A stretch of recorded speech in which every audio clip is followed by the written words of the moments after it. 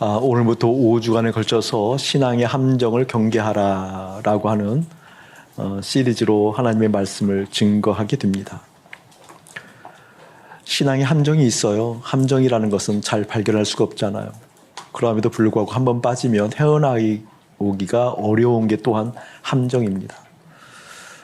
그렇기 때문에 신앙생활 할 때 표신하지 않지만 반드시 경계해야 될 그 함정이 어떠한 것인가라는 것들을 5주에 걸쳐서 보게 될 거예요.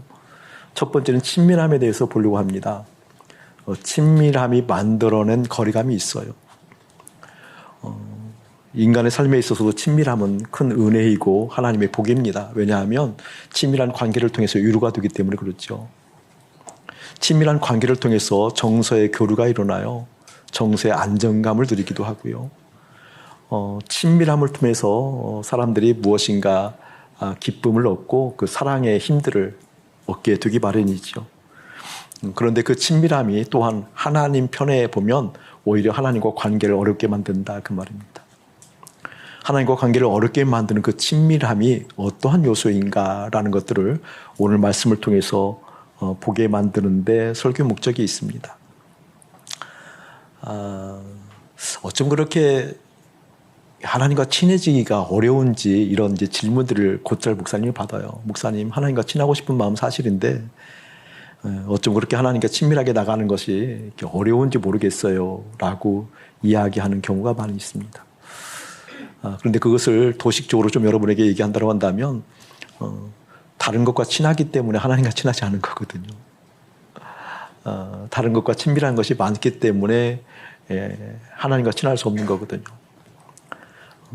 나에게 잘 들려지는 어떤 요소가 있으면 잘 들려지는 그 요소가 내 안에 들어오기 마련이거든요.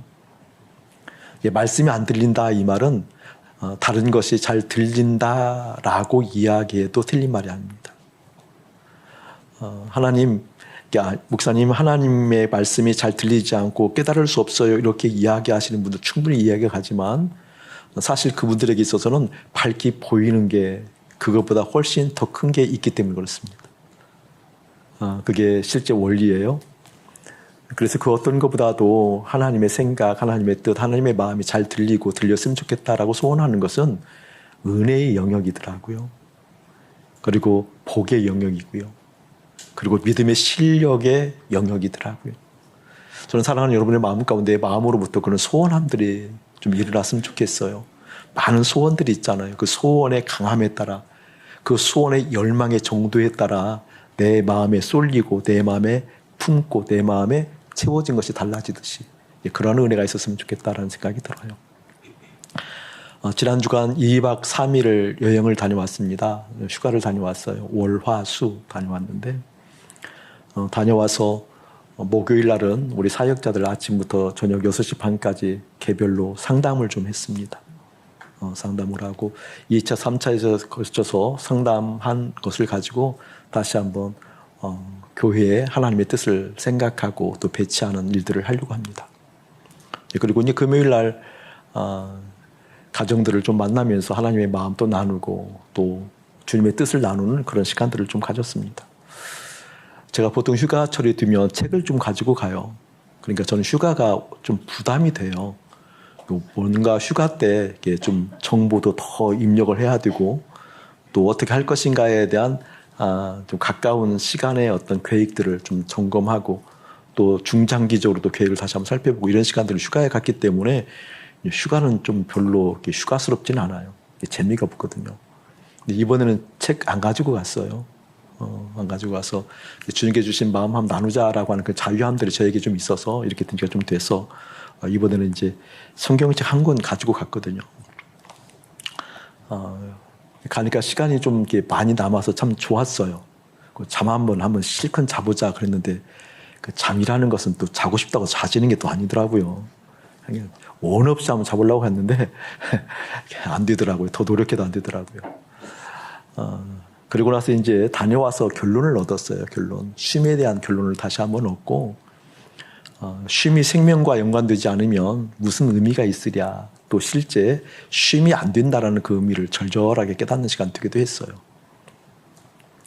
2박 3일 동안에 이렇게 특별한 일들이 없고 그래서 미술관에 좀 다녀왔어요.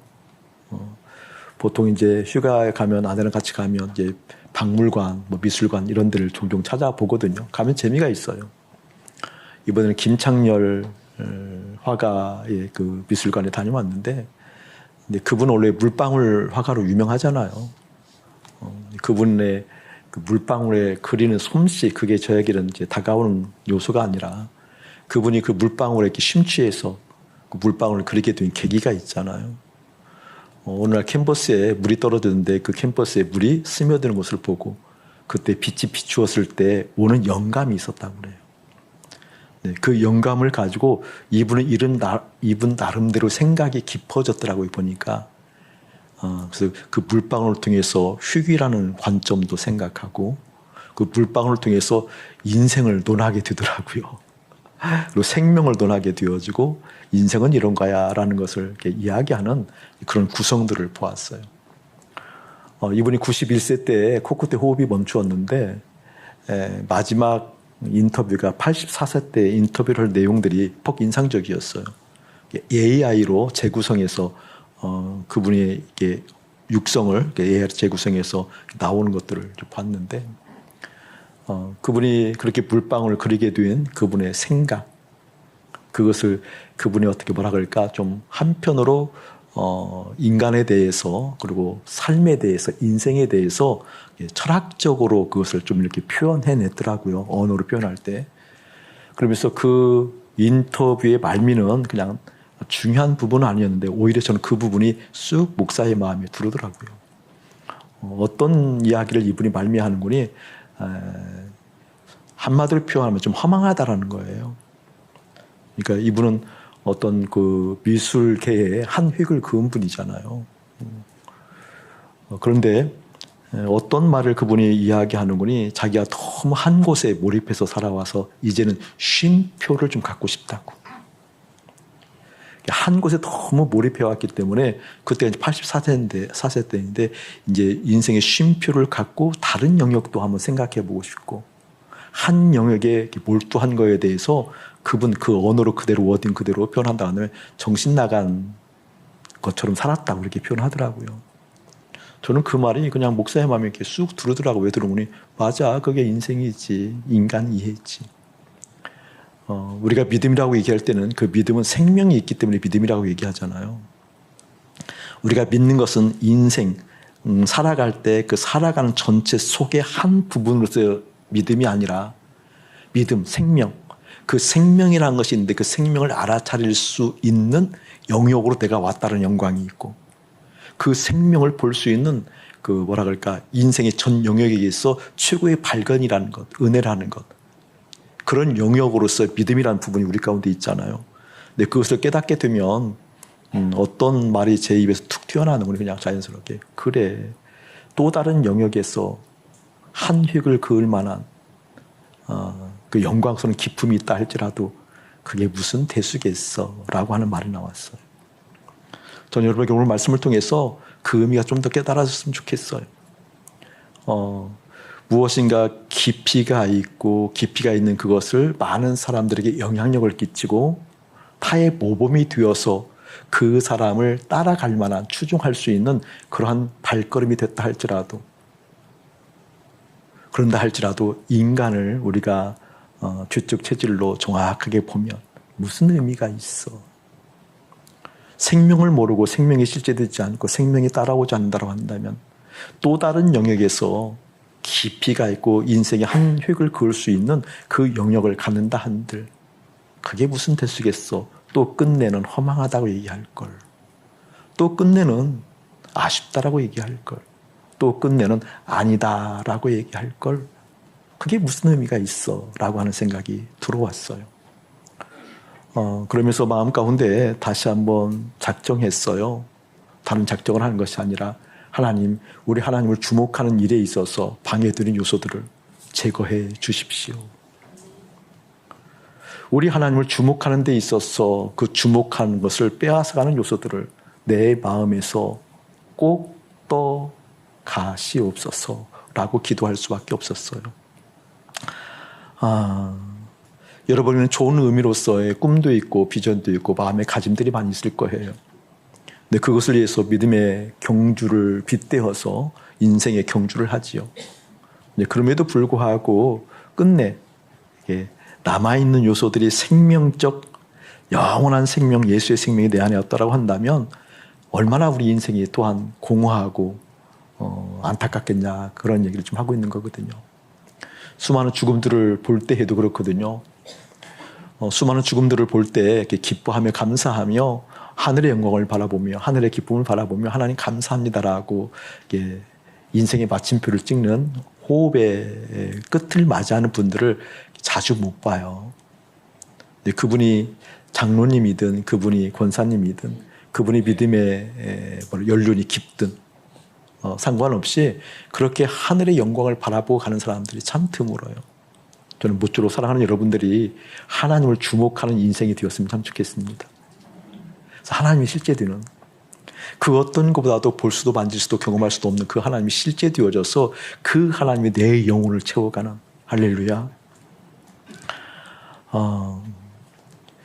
우리가 흔히 광활한 우주 대자연을 보고 그 하나님의 어미를 노래하는 사람이 있는가 하면 이제 무한한 공간이니까 빅뱅처럼 계속해서 지금 우주가 팽창하고 있잖아요. 계속해서 지금도 빅뱅이 일어나고 있잖아요. 네, 그걸 보니까 그 신비스러움이 있으니까 많은 사람들이 그 세계에 또 다른 외계의 사람도 있을 것이라 생각하잖아요. 그렇죠? 외계의 사람이 있을 것이다. 근데 제 입장에는 이게 막 빅뱅이 일어나고 우주가 팽창하는 것을 볼 때마다 놀라움이 있어, 놀라움. 그 크신 하나님이, 그 무한하신 하나님이 계속해서 지금도 확장하고 확장해도 측량할 수 없는 그 하나님의 크기가 내 마음에 들어온다라는 그 신비가 있다니까요. 내 마음이 이렇게 큰 건가? 내 마음이 이토록 커져가는 건가? 그러니까 우주를 보면서 하나님의 크기를 보고 그 하나님이 어떠한지를 내가 깨달아가라고 계속 지금도 빅뱅이 일어나는 그 신비를 아십니까? 그 하나님의 어떠한 하나님인지 알으라고. 그 하나님이 도대체 어떠한 하나님인지 알고 그 하나님이 나 같은 미물, 티끌 같은 미물을 사랑한다는 걸 좀 알으라고. 지금도 우주 대자연에 막 팽창해가는. 저는 별을 좋아하거든요. 정말 몽골 선교도 죄송하지만 선교가 목적이 아니었고요. 별을 보고 싶은 마음에 선교를 갔는데 별은 지금도 한 번도 못 봤어. 몽골 가서. 몽골을 많이 갔잖아요. 남들은 몽골 한 번 가면 별을 보아요.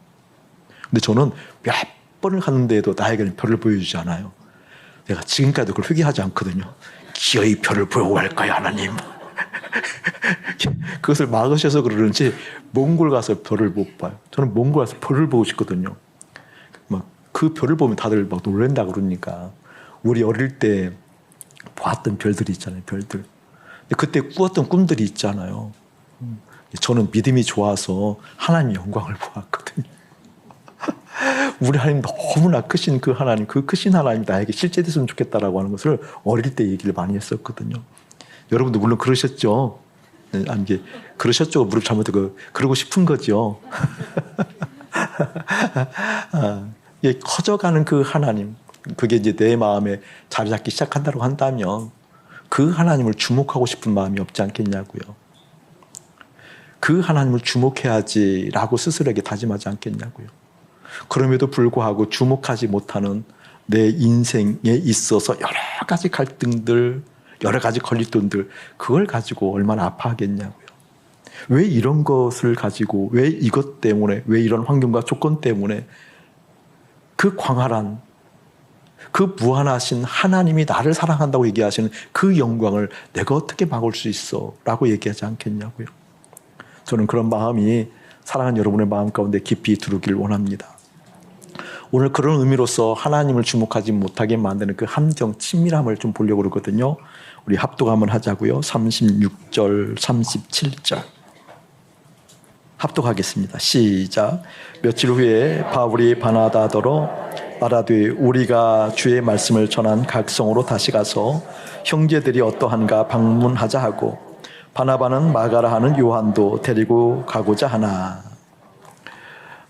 여기가 지금 제 2차 전도 여행이에요. 사도 바울의 제 2차 전도 여행인데 2차 전도 여행을 출발할 때 이 제안을 사도 바울이 하는 것으로 나와 있습니다. 제안을 지금 사도 바울이 하고 그 응답을 바나바가 하고 있잖아요. 그런데 이렇게 선교 전도에 대한 하나님의 뜻을 나타내 보이고 싶어서 이렇게 제안을 함에도 불구하고 오늘 본문을 보면 다투었다.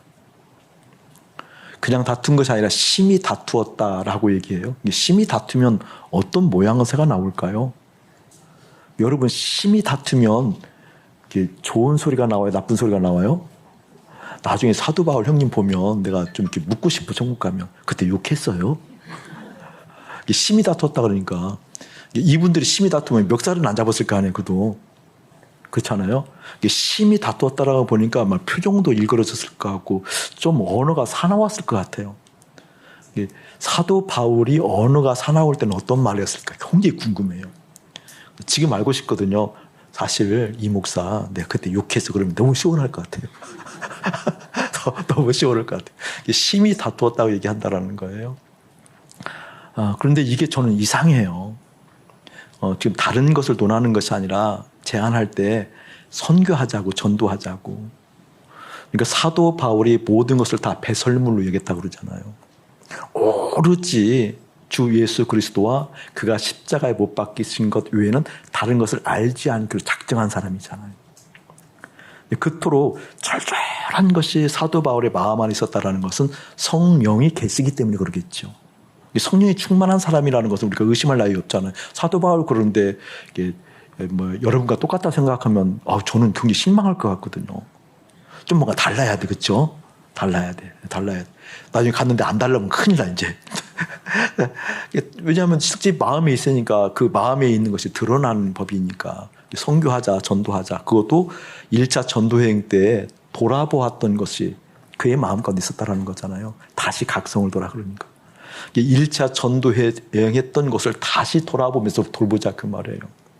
생각해 보니까 어느 곳에 가서는 복음이 복음으로 흘러가는데 이 복음이 뿌리를 내리는 거야. 처음 듣고 회심해서 예수의 영광, 예수의 생명을 마음에 품고 그것에서 믿음의 정진을 하기로 작정한 사람들이 많이 있었는데 실제 지금도 그러한가라는 것이 그렇지 않았겠지만 노심초사 그게 마음 가운데 있었기 때문에 그것이 이제 다시 한번 확인하자고 한 것이 아니겠어요? 근데 그런 마음은 우리 성령님이 아니면 주실 리가 없잖아요. 우리 성령님께서 주셨다고 생각하면 성령이 충만했는데 그걸 제안을 했는데 그것을 또한 응답을 바나바가 했는데 끝내는 심히 싸웠다. 이게 이해가 잘 안 되는 거예요. 이해가. 여러분 성령이 충만했는데 심히 서로가 싸웠다. 이해가 돼야 한대요? 이해가 안 되는 것이 맞거든요. 사랑하는 우리 초원 식구들이 성령이 충만해서 충만함껏 박터지로 싸웠다. 이건 아니거든요. 싸웠다 이 말은 성령이 없었다 그 말이에요. 성령께서 주셨다라고 생각할 만한 내용들을 제안을 했다 할지라도 심히 다투었다 이 말은 성령이 안 계시니까 다투었겠죠. 그렇죠? 성령이 계시면 다툴 수가 없잖아요. 안 그래요 여러분? 크게 화답해 주세요. 안 그래요 여러분? 맞아요 여러분. 성령이 계시면 어떻게 다투어요? 다툴 수가 없죠. 그럼 그간에 다투었던 일은 뭔가 성령이 안 계셔서 그래요. 그동안 그렇게 옳은 일에 주장했던 나는 뭔가 성령이 안 계셔서 그런다니까요. 성령이 계시지면 이럴 수가 없는 거죠. 그러니까 지금 사도 바울이 제안을 하고 바나바가 응답했다 할지라도 지금 이런 좋은 내용이라 할지라도 결국 성령이 계시지 않았다는 거예요. 그게 이해가 안 되는 거예요. 저는 이해가. 왜 이해가 안 되는 거니? 사도 바울이나 바나바 정도 되어지면 성령이 충만한 사람인데 어떻게 성령이 안 계신 상태에서 이야기할 수 있는 건가? 그것과 친밀함을 결부시켜서 오늘 설교하려고 그러는 거예요. 결과론적으로 얘기하면 싸움의 계기가 되었던 발단이 되었던 것은 이제 마가 때문에 그렇잖아요. 마가. 오늘 39절에 보면 37절에 보면 바나바는 마가라 하는 요한도 데리고 가고자 하나 38절 바울은 밤빌리아에서 자기들을 떠나 함께 일하러 가지 아니한 자를 데리고 가는 것이 옳지 않다 하여 39절 40절 한번 읽어봅시다. 시작. 서로 심히 다투어 피차 갈라서니 바나바는 마가를 데리고 배 타고 구브로로 가고 바울은 실라를 택한 후에 형제들에게 주의 은혜를 부탁함을 받고 떠나. 이게 이제 싸웠어요. 다퉜어요. 다투고 나서 그리고 나서 어떻게 정돈이 됐는 거니? 바나바는 마가를 데리고 가고 바울은 실라를 데리고 갔잖아요. 나중에 이제 보면 바나바와 마가가 큰 역사가 일어났고 그리고 바울과 실라도 큰 역사가 일어나잖아요. 큰 역사를 성령께서 함께하는 역사가 이제 성경에 꼭 드러나잖아요. 그걸 보면 처음부터 이게 성령께서 계시고 성령께서 역사했다고 한다면 분명하게 성령께서 말씀하셨을 것 같아요. 나중에 확인해 보라고. 천국 가시는 분들 꼭 확인해 보세요. 못 가시는 분들은 확인할 길이 없지만 가시는 분들 꼭 물어보라고요. 바울 선배한테 꼭 물어보라고. 그러면 틀림없이 얘기하고 성령께서 또 말씀해 주실 거예요. 이때 성령이 실제 이들과 함께하는 역사가 있었다고 한다면 얘기해 주실 거예요. 뭘 얘기해 주는 거니? 바울아, 바나바야, 이번에는 너희들 둘이 가지 마. 이번에는 너희들 둘이 가지 말고 바나바 너는 마가하고 가. 바울 너는 실라하고 가. 틀림없이 말씀했을 거라고요. 물론 우리 하나님께서는 길이 참으셔서 이게 아닌 것도 선으로 바꾸시는 일들이 성경에 많죠. 우리 하나님께서는 당신의 사랑하는 백성들이 아닌 것도 선으로 바꾸시는 건 많지만 본디 하나님의 계획은 본디 마가와 바울이 마가와 누가 바나바가 그리고 바울과 실라가 가는 것을 원했기 때문에 이렇게 되는 거잖아요. 그러니까 지금 그것을 미리 성령께서 말씀하셨을 텐데 그걸 듣지 못하는 상황. 왜 그랬을까? 물론 발단은 마가라는 요한 때문에 그랬다고 그러는데 이 이야기가 이런 거거든요. 마가는 마가복음을 성령의 감동을 통해서 기록한 사람이 이 요한이라 불리는 마가예요. 마가복음 기록한. 그리고 마가는 바나바의 조카잖아요. 바나바의 조카. 1차 전도 여행 때 주로 구브로로 전도 여행을 바울과 바나바가 가는데 그때 수행했던 사람이 마가예요. 마가. 근데 이 구브로라는 섬이 제가 찾아보고 새삼 놀랐는데 굉장히 큰 섬이더라고요. 이쪽 지중해에서 세 번째 시칠리아가 가장 크고 두 번째 섬은 제가 까마까마한데 세 번째 정도 큰 섬이 이 구브로라는 섬이에요. 크기가 어느 정도인 거요? 뭐랄까, 이렇게 동서 길이로 보면 240km. 섬이 240km. 저는 크던데, 240km. 그리고 이제 남북으로 이 폭을 보면 100km. 그리고 섬 둘레 보니까 546km. 의심 안 해도 돼. 제가 찾아봤어요. 몇 번 외웠어요. 올라올 때도 확인했어요. 546km 이렇게 나오더라고요. 그걸 이제 제주도하고 비교를 해봤어요. 제주도 비교를 해보니까 5배 커요, 제주도보다. 그러니까 실감을 나는구나. 제주도보다 5배 큰 섬이 이제 구브로 섬이에요. 거기에서 선교를 했다라는 것은 하루아침에 된 게 아니잖아요. 시간이 길었다, 그 말, 시간이 길었다. 시간이 긴 상태에서 선교를 하고 나서, 구브로에 선교를 나서, 그 구브로에서 나오면, 밤빌리아거든, 배 타고 나오면. 밤빌리아인데 밤빌리아 나와서 그때 마가가 이제 예루살렘으로 돌아가 버렸다는 거잖아요.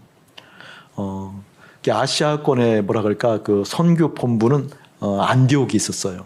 근데 안디옥으로 가지 않고 예루살렘으로 가버렸다 그 말. 이 말은 삐졌다 그 말이거든요. 뭔가 문제가 생겼다 그 말이에요. 선교하는 과정 가운데 구브로에서 선교하는 시간들을 이제 바울이나 바나바랑 오랫동안 같이 선교를 했는데 최소한 수개월을 했을 거 아니에요. 1년은 넘지 않았는데 수개월을 했거든요.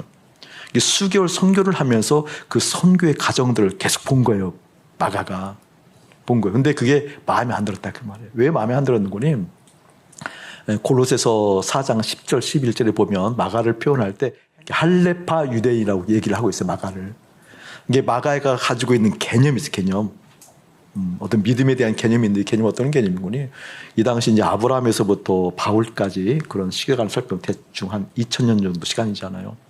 2000년 정도 선민의 의식이 누구에게 강했는지 마가에게는 강했다 그 말이에요. 나중에 이 구브로섬 1차 선교 여행을 하고 나서 안디옥에 도착해서 선고 보고를 할 때 어떤 선고 보고를 바나바와 바울이 하는 거니 이방인의 전도의 문이 열렸다라고 얘기를 하거든요. 그래서 막 모두가 다 기뻐해요. 와, 어떻게 이방인에게도 복음이 흘러가지? 어떻게 선민이 아님에도 불구하고 복음이 흘러가지라고 그 복음이 흘러가는 것을 막 정말 기뻐하거든요. 근데 그때 문제가 생겨요. 어떤 문제가 생기니 믿음, 다시 말하면 유대인임에도 불구하고 바리새인임에도 불구하고 개종한 사람들이 있을 거 아니에요. 바리새인들이 개종해서 예수를 믿어요. 그 믿는 사람들이 그 후에 바울과 바나바가 와서 논쟁이 벌어져요. 어떤 문제가 벌어지니 예수님에 대한 그 복음, 그 믿음, 구원 중요한데 그것만 가지고 되지 않고 반드시 그들에게도 할례를 행해야 된다. 이방인에게도 할례를 행해야 되고 생각해보면 2000년 동안 지켜왔던 그 선민의식 표신하는 것들이 있잖아요. 뭐 할례라든지 절기라든지 제사라든지 뭐 율법이라든지 이런 것이 있잖아요. 이런 것이 나타나야지. 어떻게 이것이 안 나타나고 그냥 예수님만 믿어요 가지고 구원받냐, 십자가만 구원받냐라는 장면들이 성경에 등장해요. 이제 그런 논쟁이 이제 그 할례파 중심으로 있었는데 마가가 가지고 있는 개념이 그 개념이었다 그 말이에요.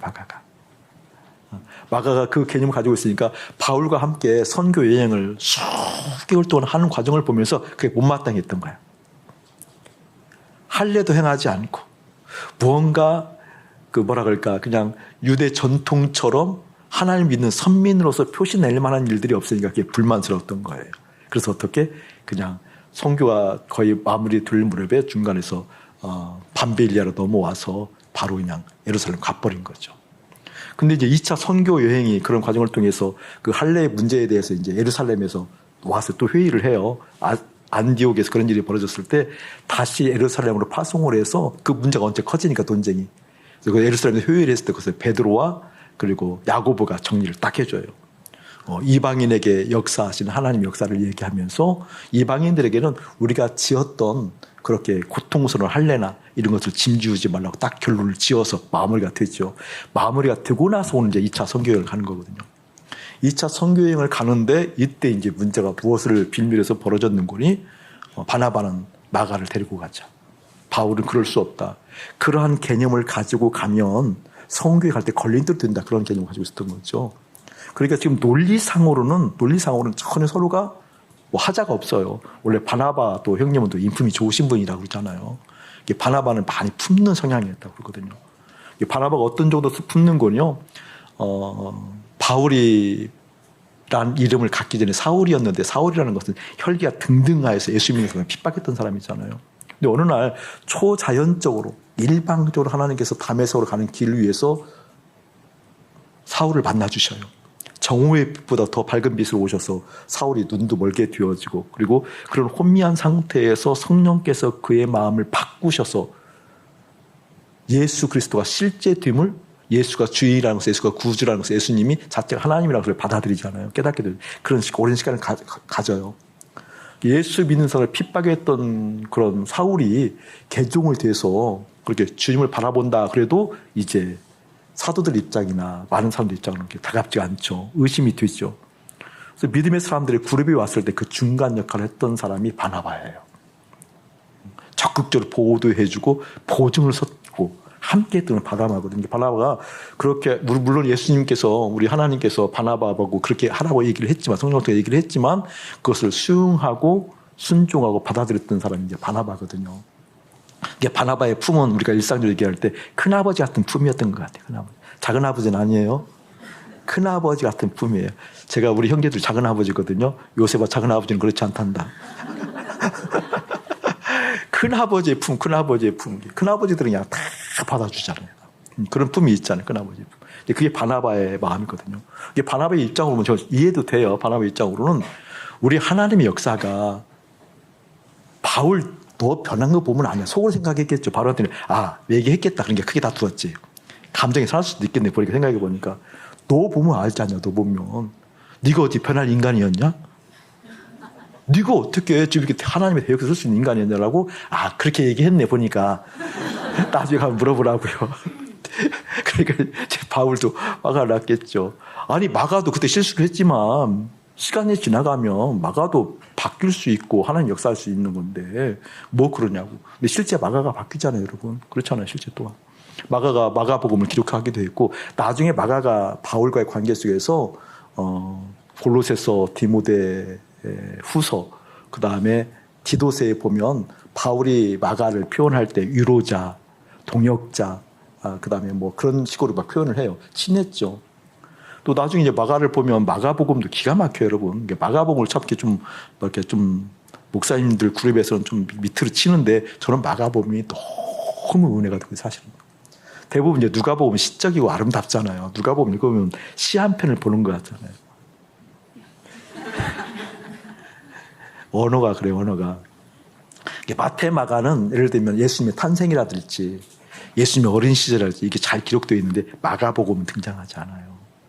마가복음은 등장하지 않아요. 마가복음은 16장인데 16장 중에 3분의 1이 그 십자가의 순환, 예수님의 생애 이것이 주로 조명되어 있어요. 근데 그게 저는 이해가 돼요, 마가 입장으로. 왜냐하면 마가 입장으로는 예수님의 십자가, 예수님의 영광 외에 할례처럼 다른 것이 있어야 표시나야 예수 믿는 맛도 나고 구원의 맛이 나지 이런 개념이 있다가 바뀌어 가잖아요, 마가가. 바뀌어 가서 그게 이제 마가복음을 기록할 때 드러난 것 같아요. 예수님의 어떤 초기, 태어남, 뭐 어린 시절 이런 걸 적지 않고 십자가로 거의 바로 나가거든요. 다른 쓸데없는 것들이 다 잘라져 갔거든요. 이런 관점으로 보면 바나바의 관점도 괜찮은데 어쨌든 막 싸운 거잖아요, 지금. 싸웠잖아요. 뭐냐면 마가를 통해 싸운 거잖아요. 이 바울의 입장은 깊은 입장이 깊은 모든 걸 다 배설물 여긴 사람이기 때문에 그리고 이제 또 예루살렘 휴위에서도 이제 결정이 났잖아요. 이방인들에게는 그런 거 진지우지 말아라.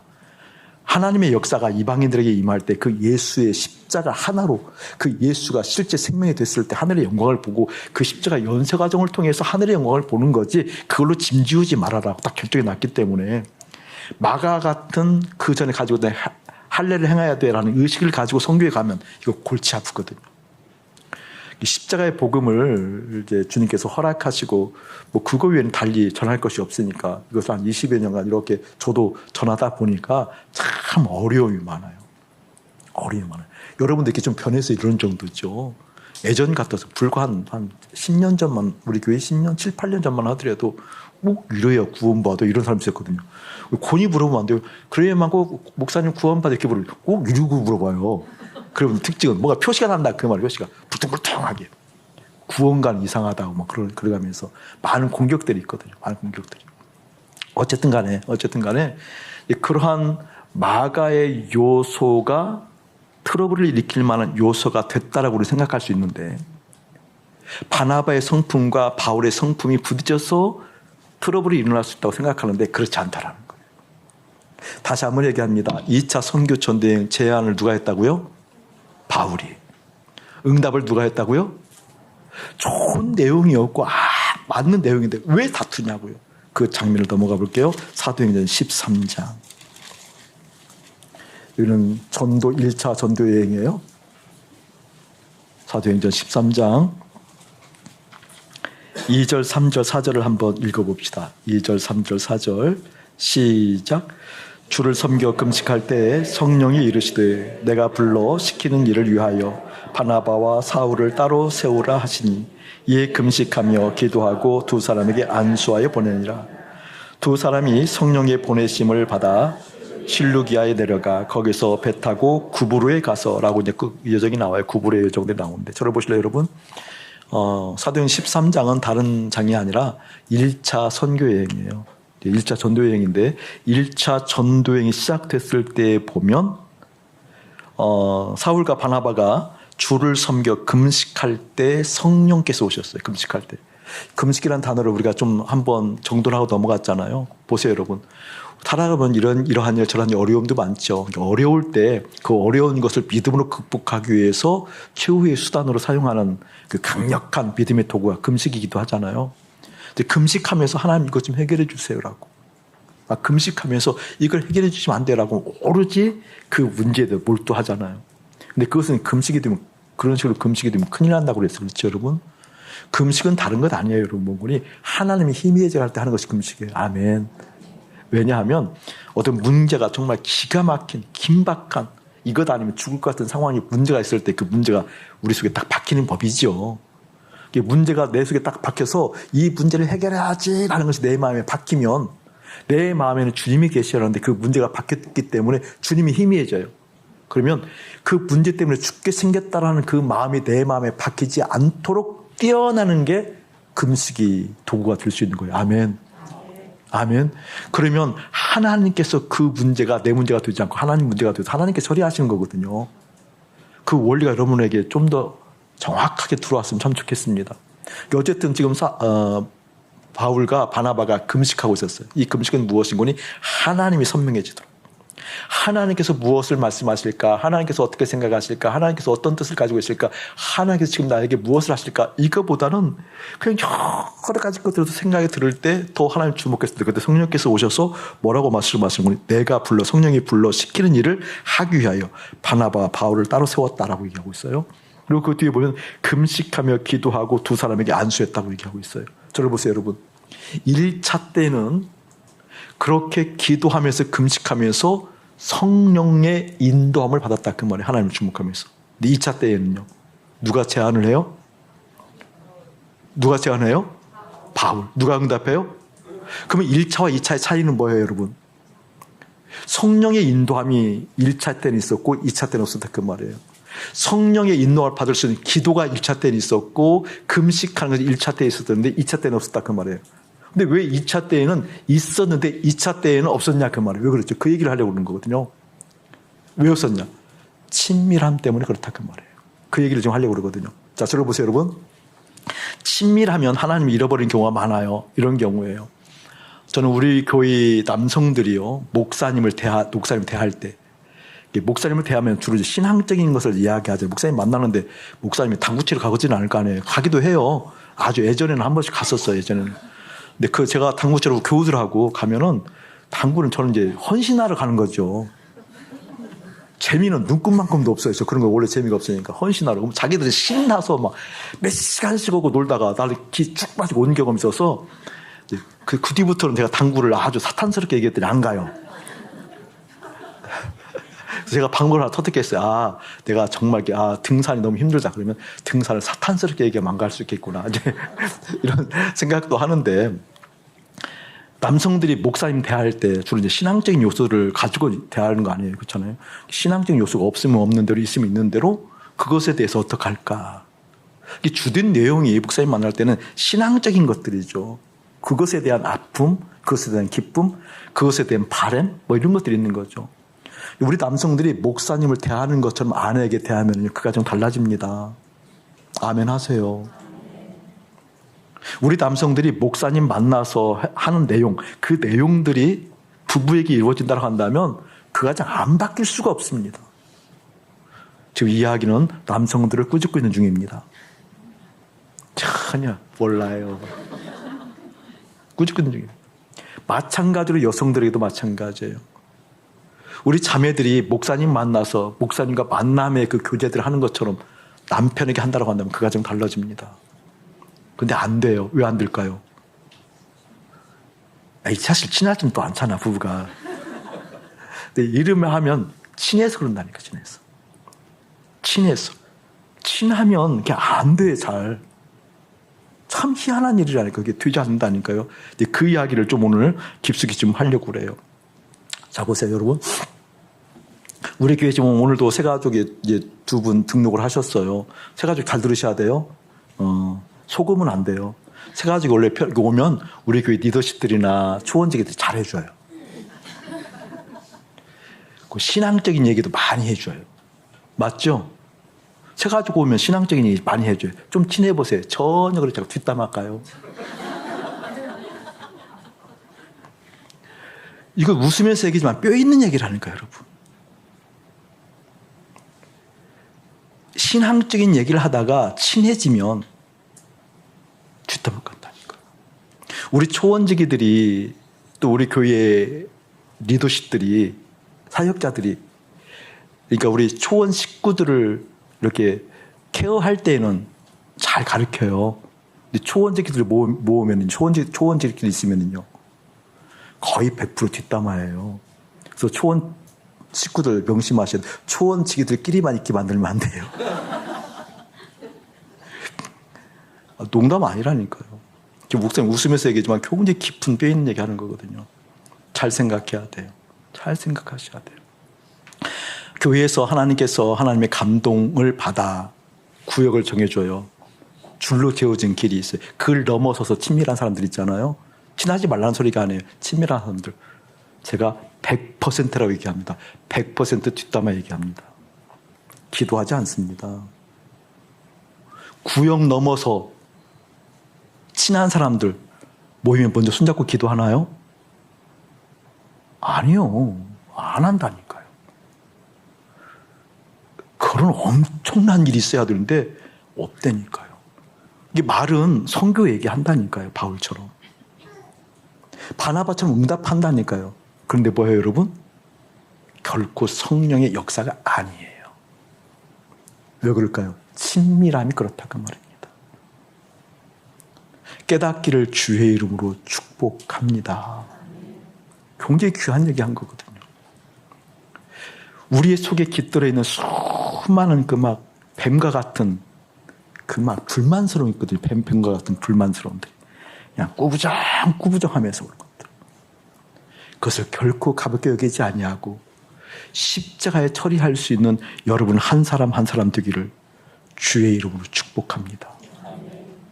여러분 부부도 보세요. 부부도 믿음이 좋은 부부들, 목사님이 몇 차례 얘기하는데 믿음이 좋은 부부들은요, 문제가 생기면 부부가 먼저 상의를 해요. 믿음이 좋은 부부들이 선상의를 하고 맺었던 도출했던 결과를 가지고 하나님께 나가잖아요. 그렇죠, 맞죠, 여러분?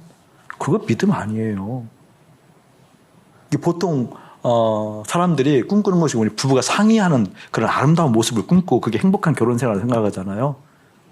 우리 가정은 그것도 안 해요. 그게 차라리 나아요. 우리 가정은 저 양반 일방적으로 그게 차라리 낫다니까요. 그럼 그 사람은 나중에 돌이킬 기회가 있는 거거든요. 근데 믿음의 이름하에 먼저 상의를 하고 상의한 결과를 가지고 누구에게 가요? 하나님께 간다니까요. 이것은 하나님의 대상이 그래서 그렇지 대상이 돼지머리든 불상이든 하나님은 똑같이 우상이라니까요. 오늘 말하는 것이 아닙니다. 먼저 하나님을 보기를 원하시는 그 본문이다 그 말입니다. 아멘. 선교를 얘기한다 할지라도 애틋한 하나님의 마음을 이야기하는 것 같다 할지라도 먼저 하나님하고 함께 교제하는 것이 그게 바로 실제 믿음의 실력이라는 걸 깨닫기를 예수의 이름으로 축복합니다.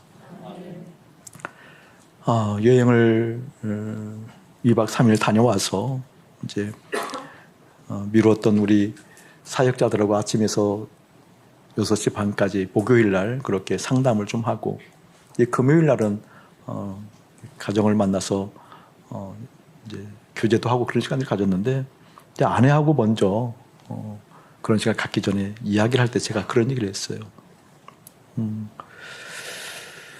제가 설교자잖아요. 설교자는 오늘 본문에 대한 이해가 여러분보다는 훨씬 많을 거예요. 그게 정상이죠, 많아요. 그리고 그 본문에 대한 실제됨이 여러분보다 더 있어야 되거든요. 많거든요. 근데 거기서 끝나면 그 설교자는 결국 나중에 망해요. 저는 하나님의 사람들이 건조해지는 과정을 알거든요. 제가 경험을 해본 사람이라서. 그러니까 하나님 말씀은 내 안에 있어도 이게 생명이 안 되면 건조해져요. 나중에 김영규 선생님 표현해 가면 이게 늘어지잖아요. 이렇게. 고집이 늘어지고. 김영규 선생님 그런 설교도 안 들어본 모양이네. 늘어지잖아요. 저는 어떤 의식을 놓치지 않으려고 깜냥이 주님 앞에 있으려고 애를 쓰는군요. 저도 설교를 하지만 이 설교 강단에서 내려가면 나도 똑같이 여러분과 같이 이 설교를 들어야 될 사람을 알거든요. 아멘. 똑같이 이 설교를 실행해야 할 사람은 인식이 있거든요. 그것도 없으면 저 죽어요. 그럼 건조해져요, 목사가. 한 20, 30년 하면 말하자면 처세를 하든지 화를 내든지 이 둘 중에 많이 빠져요, 대부분. 저도 똑같이 설교를 하지만 이 설교를 내가 들어야 될 사람은 알고 이 설교를 따라야 될 사람을 인식하고 있거든요. 근데 그것이 어떻게 저에게 표현되는 거니 저는 매일 아침 가장 먼저 하는 것이 기도하고 주님 마음 보고 아내하고 껴안고 기도를 하고 그러고 나서 하는 것이 무엇인가 가장 첫 번째 그 주간에 선포된 하나님의 말씀을 다시 읽습니다. 이 본문을 또 읽습니다. 본문을 또 읽어요. 근데 아내하고 금요일날 그런 얘기를 한 거예요. 여보, 이번 휴가 때는 내가 잠언은 묵상은 했지만 이제 선포한 설교를 내가 또다시 묵상을 하지 않았거든요. 요한복음 1장 1절에 3절 14절 말씀, 믿음은 추구하는 것으로 증명된다는 내용이었잖아요. 근데 그 내용 중에 중요한 게 하나님의 그 어떤 속성을 이야기하면서 다른 걸 얘기하면 그 창조성을 얘기했고, 선제성, 창조성, 교제성을 얘기했잖아요. 이게 가장 먼저 하나님이 이게 창조 이전에 선제 계시는 분이기 때문에 어떤 문제가 들어오든 어떤 상황이 오든 그보다 먼저 하나님을 의식해야 된다는 걸 얘기를 했었잖아요. 여러분에게 선포했었잖아요. 그럼 넥서는 매일 아침 그 본문을 다시 보고 했을 때 저는 몰랐어요. 이번 뭐죠? 여행을 통해서 다시 한번 싹 깨달은 거예요. 그래서 그걸 아내하고 나눈 거거든요. 뭘 깨달았는 거니? 그것이 없으니까 단 3일 없었고 3일 그게 없었어요. 3일 없고 나서 내가 턱 느끼는 거예요. 내 안에 생명이 없구나. 설교한 그것은 기억은 나는데 이게 생명으로 내 안에 자리 잡지 않는 거예요. 그래서 경제시가 놀란 거예요. 그래서 아내한테 얘기했던 게, 여보, 이 3일 동안 그것이 없어서 그런지 이 주일날 선포된 말씀이 나에게 생명으로 자리 잡지 않네. 생명이 안 되네. 이 이야기는 지금 여러분에게 욕하고 있다는 걸 알죠? 지금 여러분을 내가 지금 목사가 욕하고 있는 중이거든요. 꾸지람을 주고 있는 중이거든요. 설교자예요. 여러분도 훨씬 더 그 본문에 대한 이해가 있어요. 3일 동안 하나님과 그 친밀함이 먼저 이루어지지 않으니까 머리에도 요세프는 남아있지만 내게 생명으로 남아있지 않더라는 거예요. 생명으로 남아있지 않으면 그것은 성령의 인도함을 받고 있는 중이 아니라는 겁니다. 그래서 내 안에 살아계신 그 하나님의 생명이 되는 그 친밀함이 가장 먼저 자리 잡을 수 있는 여러분 한 사람 한 사람 되기를 예수님의 이름으로 축복합니다. 그 어떤 것보다도 찬양합시다. 그것이 다 실제되지 않았겠지만 우리 지기들 꼭 손잡고 기도하라고 목사님 먼저 얘기하거든요. 근데 많이들 하는 것 같아요. 그것이 어느 정도 하나님 은혜 가운데 성령의 지도를 받는지는 잘 모르겠지만 해보라는 거예요. 그렇게 먼저 기도하고 먼저 성령을 초청하고 먼저 십자가의 죽음을 확인하고 그래서 지기들 먼저 손잡고 기도하세요. 꼭 기도하세요. 교회가 은사 배치도 엉망진창으로 한다는 것은 큰 의미가 있는 겁니다. 왜 저도 잘하는 일들을 하는 걸 해주면 교회가 편안하지요. 근데 거기에 목적이 있는 게 아니라 여러분 한 사람 한 사람이 기어이 하나님의 사람이 되는 것이 하나님의 뜻이고 목적이 있기 때문에 그렇습니다. 그거 댓글 좀 달지 말라고 하면 편안할 텐데. 기도도 그냥 일주일에 한 번 정도만 하면 편안할 텐데. 왜 그런가? 기어이 하나님 바라보라고. 기어이 하나님 바라보라고.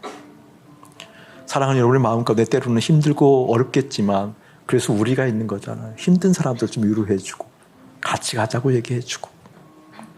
여러분 만나고 친밀한 사람들 기도하지 않고 나오는 뒷담화들 그 큰 영향 받습니다. 그 여러분 영향 받고 신앙 경제에 져야 합니다.